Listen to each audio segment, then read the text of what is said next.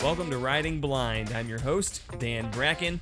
We've been following my brother Jeff as he rides his bike all the way across the country to raise awareness for Usher syndrome, which is the leading cause of combined deafness and blindness. 9 weeks ago, he started in Seattle, Washington, and after 9 segments and 48 rides, he has arrived in Washington, D.C.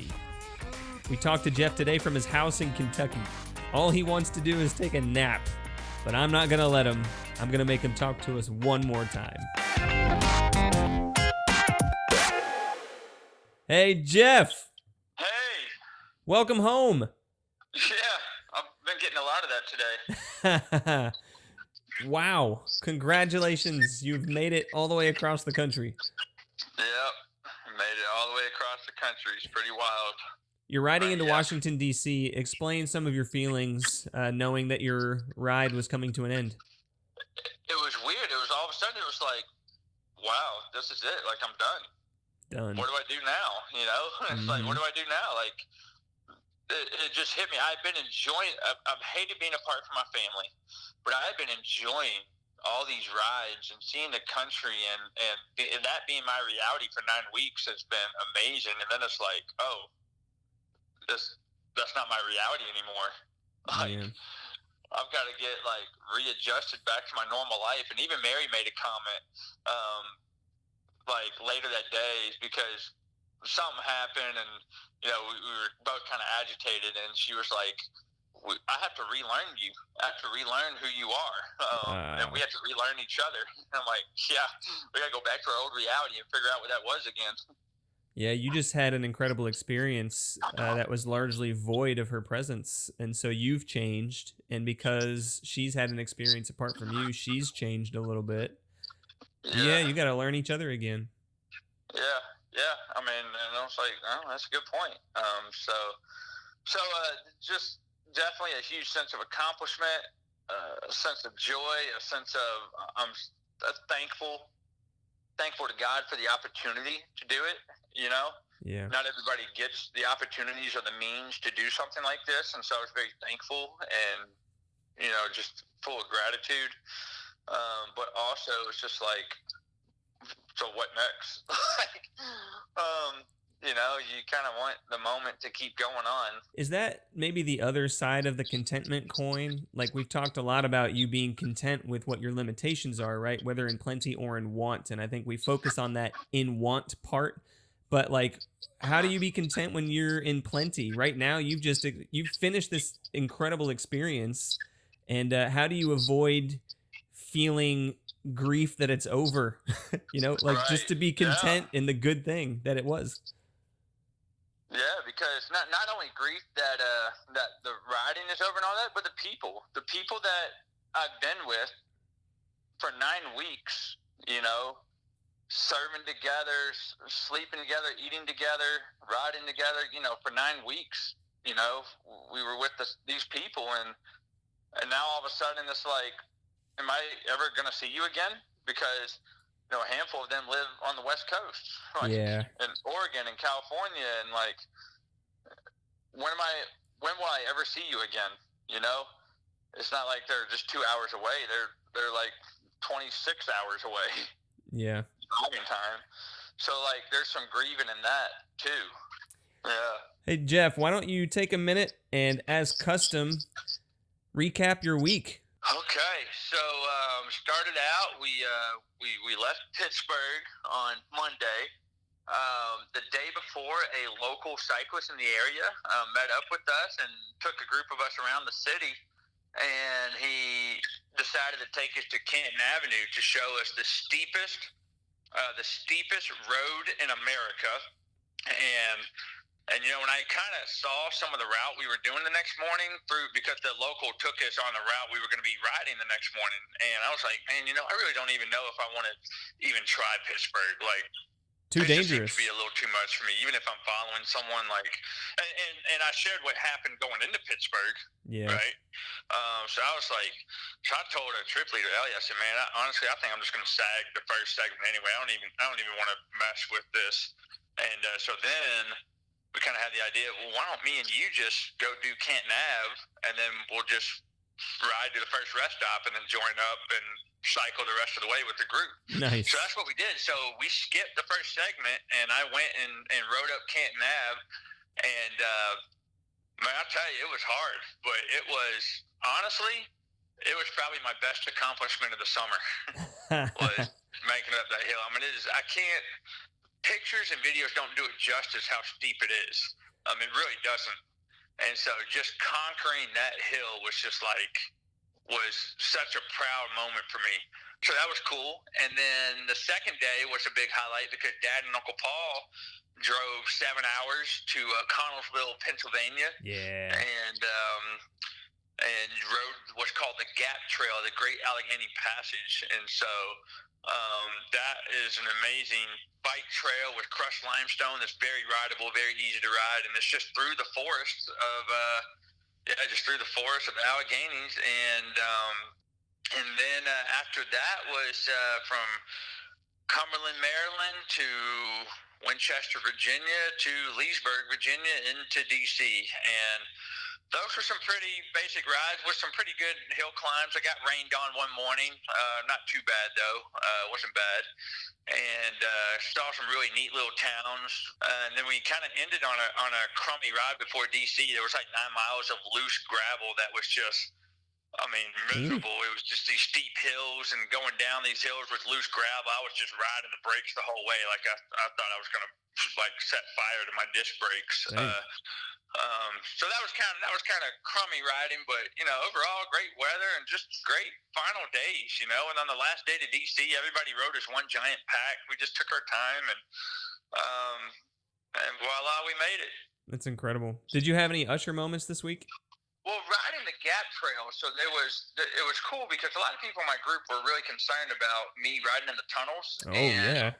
They went out of the way to make sure I had a good flashlight, or to see if I would be with someone. I was like, well, I'll be with my uncle and my dad. Well, there's one tunnel that's just really long. It has lights, but it does not light it up well enough for me. And when we got into the tunnel, and I don't know how long it was, but it was a long tunnel, I could not see anything. Like, I could look up and see the lights on the ceiling, but it did not illuminate anything in front of me. So literally, I was following Uncle Paul's tail light. He had a red tail light that flashes, and I just asked him to slow it down quite a bit. And I was like, slow it down. I was kind of freaking out because there are walkers and bikers in there. Jeez. And so Uncle Paul would have to yell out, biker on the right, I'm moving left, and I would follow his tail light. And so, like, you're just following a small red flashing light, and that's the only thing I could see. And you could hear him okay? You could hear Uncle Paul yell that out? Yeah. Well, we were going slow, so the wind wasn't a factor, and, the tunnel made it loud and echoed, and he was clear, and so... Yeesh. I can't even imagine that, man. Like you couldn't see anything but his blinking tail light. Yeah, literally, that was the only thing I could see. I wouldn't want to do that. Yeah. Dang. Yeah, it was nerve-wracking. It really was. Yeah. But what was great about riding with Uncle Paul and Dad as well is they could point out scenery that I would have missed otherwise. Yeah. So we'd come down around something, and Dad or Uncle Paul would point left, and then I would look over and be like, oh, that's amazing, and I would have missed that without them. So that's cool. Another Usher moment, I wouldn't call it an Usher moment, but a guy who has Usher syndrome type 2, who lives in Baltimore. His name is Wasim. He texted me on Thursday night and was like, hey, when will you be coming to DC, or will you ride near Baltimore at all? I'd love to meet you in person. And I was like, well, I'm riding into DC tomorrow. Oh, wow. I figured with it being such a late notice, there's no way he would come. But his wife drove him down, and they came down and did the dinner at the church with me on Friday night. And so I got to meet Wasim, who's 37 years old. Very similar story to mine and Mary's. His wife was dating him at the time. They got married. News he had a hearing loss, but then early on in their marriage, she was like, something's not right. Like, this isn't normal. And like, it was a very similar story to ours. And so, wow.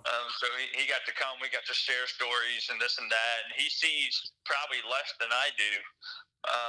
But it was encouraging to see him because he has gained so much confidence in his everyday life and being independent. And one way that's helped him do that is being connected to other people with Usher syndrome. So he's been going to Usher conferences and and he used his cane for everything.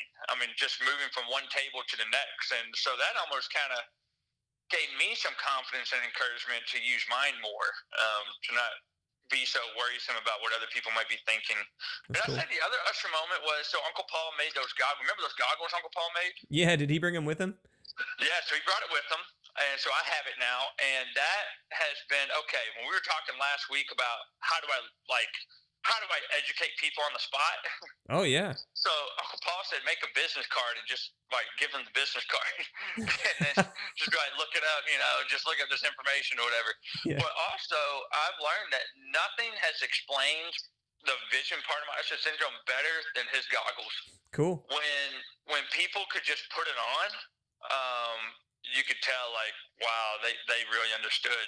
And Dad and I did some comparison. Dad put it on and would tell me what he could see. Like we would look at a tree off in the distance, and you say, "This is what I see," and I would say, "Well, this is what I see." And Uncle Paul almost nailed it. Wow. With his goggles, Dad could see a little more than what I could see. Okay. So it was almost replicated it almost perfectly as far as daytime vision. Not a lot of people were really willing to put it on and try to like do normal day activities with it. You know what I mean? Mm-hmm. They were really apprehensive to do that. But I really appreciate one guy named Ben Coon. Ben wore them an entire morning, including packing up his stuff, taking the luggage out to the trailer, and getting his breakfast. And he came over to me and he talked to me about it. And so he was sharing his experiences and inferring kind of what it would mean for me. And I'm like, yeah, man, you pretty much, that's a good summary. That's a good description. And I shared a little more. And I said, did you notice that when you wore those, would you look down when you walk? And he's like, yeah, you had to. Like I had to look down because there were steps or curves or whatever. And yeah. I said, okay, so when I'm walking and people are with me, they tend to point out the curb and things that are low. And this was my fault. I don't communicate well, right? Because I just kind of let them, like, they're helping me. I just want to let them be of help. I should communicate how to help better. Because I told him, I said, I look down when I walk. That's what I do see. I don't see the tree limbs.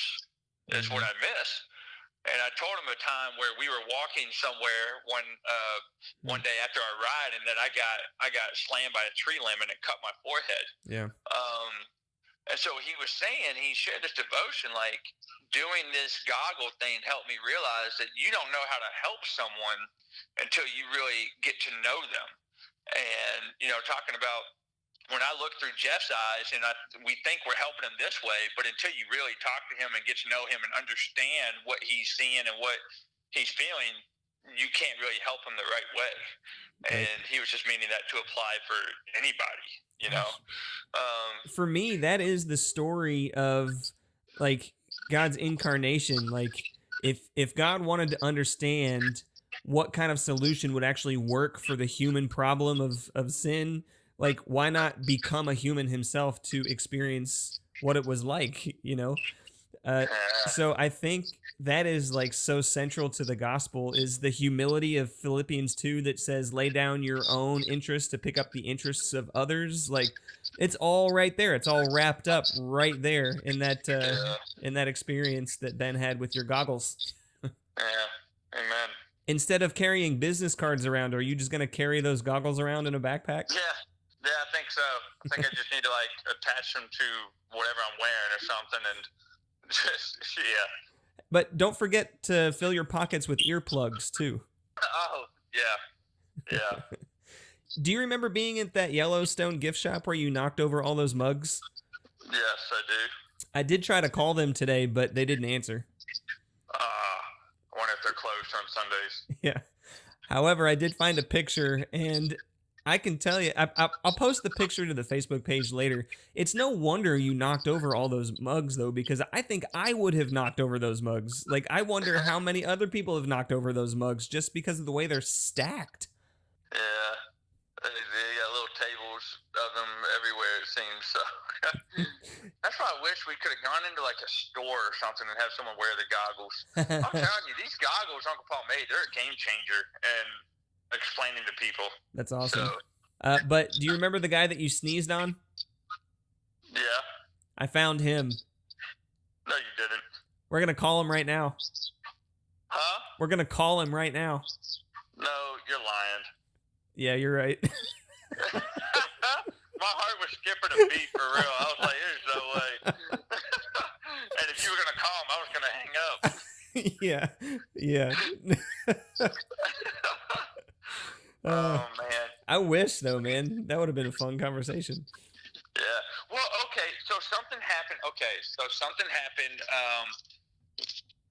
What was it? It was in Leesburg. It was the last night before going to DC. And so after our final circle up, a group wanted to go to McDonald's. So we go to McDonald's, and we sit at this table, and there's a whole group of us. And so I decided, I saw Rob had a milkshake, and, I hadn't gotten my milkshake that day. And so I was like, man, you know what? I want to go ahead and get a milkshake. And, I only had like 1 day left of the ride, so I got to get my milkshake. And so I looked at this intern, Kaylee. I was like, Kaylee, you want to do me a big favor? You want to go there and get a milkshake? And they started giving me a hard time. And I was asking her to do it. And honestly, I'm so used to Mary doing it, and it's because I want to avoid awkward moments, right? Yeah. And so I'm like, oh, fine. I'm gonna go do it. Well, so I go up there, and I didn't tell them that's why I was asking her. I was so I go up, and there's no one at the cash register, right? At least no one at the one that I ordered at. And I'm looking around, and there's workers in the back, and I made eye contact with a couple of them, but none of them are coming up. So I'm just standing there, and I'm like, is anybody going to take my order? And so now I'm kind of getting agitated, right? Because a couple have made eye contact with me in the back. So I'm like, well, no one's coming up, and all of a sudden I hear something, and I turn and I look down, and it's a short guy, and he's at another cash register. And I'm like, oh my gosh, how long has he been there? And then I can't hear him. He's not speaking loud, so I can't hear what he's saying. I'm having to ask him to repeat himself a few times. And so now I'm just embarrassed, right? I'm like, I have no idea how long I've just been standing there like a moron, just standing there. And so I go back, and I'm like, y'all, this is why I wanted Kaylee to go. And I explained the situation. They're just laughing, right? So, and it's great that it took a while for people to come around to the humor of it, right? And I had actually just spent some time sharing a couple of Usher stories from back home, and so they're just laughing, right? Well, Rob hollers at the guy that took my order and motions for him to come over, and he's like an introverted, quiet, shy, like 17-year-old probably. And so he calls him over, and Rob's like, what was your experience with him just standing up there, blah, blah, blah, blah, blah. And the guy's like, what? I was only there for like 10 seconds. And so then I was like, oh, I feel better. Because it seemed like he was there the whole time. Oh, yeah. But I obviously didn't see him walk up to the register. You know what I mean? Yeah. So I still didn't see him approach it. And so I guess I just had this feeling that he was waiting forever before he said something. But he said he only waited 10 seconds. And so then it was, but, we still had a good laugh about it.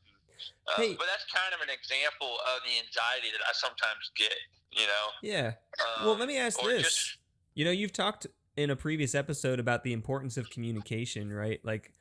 I want to know what my responsibility is as somebody who can see and can hear, or, somebody who is able-bodied or whatever. Like when I'm out in public and I encounter somebody, I guess I'm at a detriment if I don't have the context to understand why somebody might be acting strange or differently, right? Like if I see a guy who's ignoring me, I don't know that it's because he can't see me. Right. So I guess maybe your responsibility would be to communicate more. Yeah. But I can understand how that's a hard thing, man, the social anxiety that comes with that. Well, I never want to feel like I'm burdening someone or inconvenience them, but compliment. It is what I need to get better at doing. There's something in I'm a high school teacher, and there's something in the special education world about self-advocation, like advocate for yourself, self-advocacy. Yeah. And our special ed teachers, I've heard comments from special ed teachers like, just being so irritated that these kids don't advocate for themselves. And what I'm understanding, like being in that role, like it's hard. There's just something hard about it. It really is. Like I take pride in being different, but I still, it's just a feeling of inconveniencing someone. Yeah. Well, and you live in a culture that values independence also. And so you've been trained and taught by that environment growing up. And so you probably also have a sense of pride in being independent. Do you think? Yeah. I mean, I definitely get that. Yeah. I've been researching accessibility a little bit and just trying to get this podcast more accessible to, especially if you're hard of hearing, right? If you're blind, you can probably tap in and listen to the podcast just fine. But if you are hard of hearing, then we need to figure out how to like caption these things.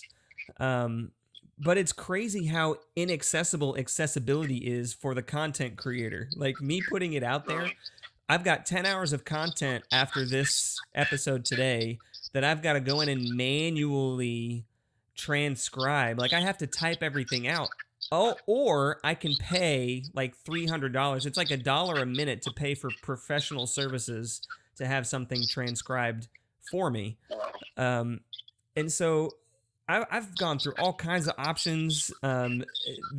Actually the best sample that I found right now, the best trained AI or the best trained speech analysis tools are from like Google and Apple, because they're training all these voice command robots, right? Like Siri and like Hey Google and Alexa and all these voice command robots, virtual assistants.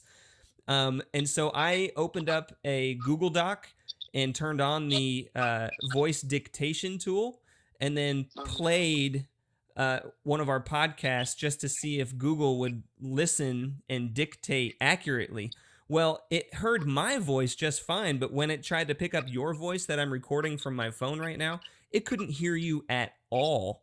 And so, like, I just kept hitting these challenges over and over and over and over again. And so accessibility as a content creator is actually really inaccessible because there's a price tag associated with it if I want to actually, like, have time to do it. Wow, yeah. So I've got to put out a special like shout out to Aunt Polly, because Aunt Polly has offered herself to actually do what I probably don't have the capacity to do, which is to sit down with each episode and manually transcribe. And we are going to put all of these episodes on YouTube. If you search Danio Bracken, DANNIO BRACKEN, or search Riding Blind, you'll see it in the search results. Anyway, the channel is youtube.com/Danio Bracken, and all 10 episodes will be on the YouTube channel. Because right now, buzzsprout.com is my hosting site. I've got a free subscription to Buzzsprout, and all of these episodes expire after 90 days. And so you'll slowly start seeing each episode just kind of fall off and disappear as they expire. So if you want to access these episodes, you can hit up the YouTube channel. And sooner later than not, I hope Aunt Polly is going to have all of these episodes transcribed to help make them more accessible for all of our Usher friends that we've developed along the journey. Wow, that's amazing. Is there anything you've learned on this trip that you didn't expect about yourself, about Usher syndrome, about overcoming limitations, about anything? Yeah, okay. Relationships have an impact. That would be one. The special people that I really bonded with, and the impact that you can have, and the impact that they can have on you, right? So relationships matter. I'm not as mentally tough as I thought I was. Yeah. Sorry about that. And I think I owe that to the like week 2 and 3 of riding with everything that happened. Yeah. Yeah. So I'm not as mentally tough as I thought I was. I think it definitely built my mental toughness, but it humbled me, right? Mm-hmm. There are other people who are going through what you're going through, and being a part of that community is important. When I talked with the people with Usher syndrome in Salt Lake, and then again with Wasim, I think Wasim brought it full circle for me because the people in Salt Lake were all older than me. Yeah. And like I said, that gave me a glimpse of what my future might be. Wasim's not that older than me, but he gave me some more confidence in how to go about my day-to-day life and be more confident in using a cane even, which can help with communicating with people, I think a lot of times the cane is more for other people to know than it is for my own awareness. So I think being a part of a community of people that are going through the same things, support groups, right?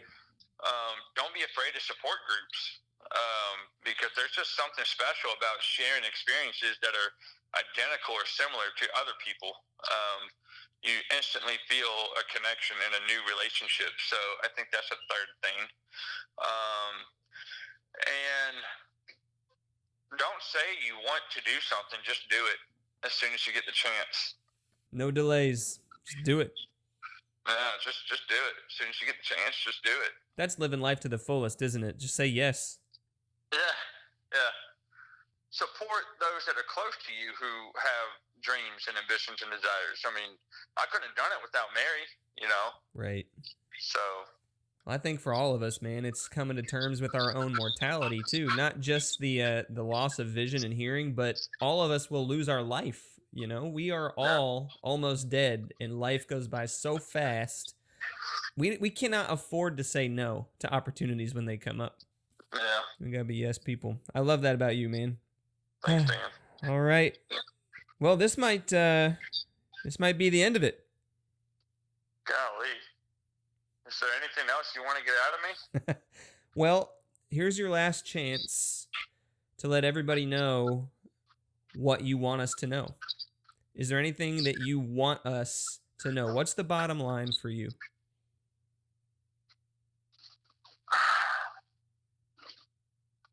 Well, I'm known in my classroom at high school for my storytelling.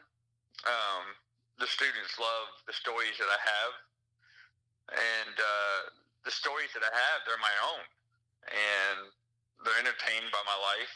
And what I want people to know is you don't need to tell other people's stories. I want you to go and create your own. Be your own inspiration. Create your own stories. That's what I think I want people to know. I framed in terms of empowering people, with limitations, empowering them to adapt, overcome, adjust. Limitations or not, I just want people to create their own stories. Be bold, be courageous, do something. And of course, to be empowered by the love of Christ, yeah? Yep. The love of Christ compelled me to blank, as Paul says. Yeah. Be compelled. There you go. Be compelled to create your own story. And so for all of our listeners, we officially say go live your own story now. You've heard Jeff's story up to this point. It's inspired us all, and now it's your turn to go be an inspiration to somebody else. If you are inspired to tap into the Usher syndrome cause at all, you can still check out Jeff's GoFundMe page, and all those funds that you give there will be redirected to the Usher Coalition, or you can go to usher-coalition.org. I also asked on the voicemail that I left the Mammoth General Store in West Yellowstone what we might owe them for the mugs, and so if they call back, I'll leave that information on the Facebook group page. But if you feel so inclined to send a check out to the Mammoth General Store, I'm sure they'd welcome that. On my behalf, yeah. That's right. All right, Jeff. All right. This is it. All right. Love you, man. Love you too, Jeff. Bye. Bye. God, grant me the serenity to accept the things I cannot change, the courage to change the things I can, and the wisdom to know the difference. Be content, adapt, take charge, and go tell your own story. Thanks for listening to Riding Blind. I'm your host, Dan Bracken, signing off.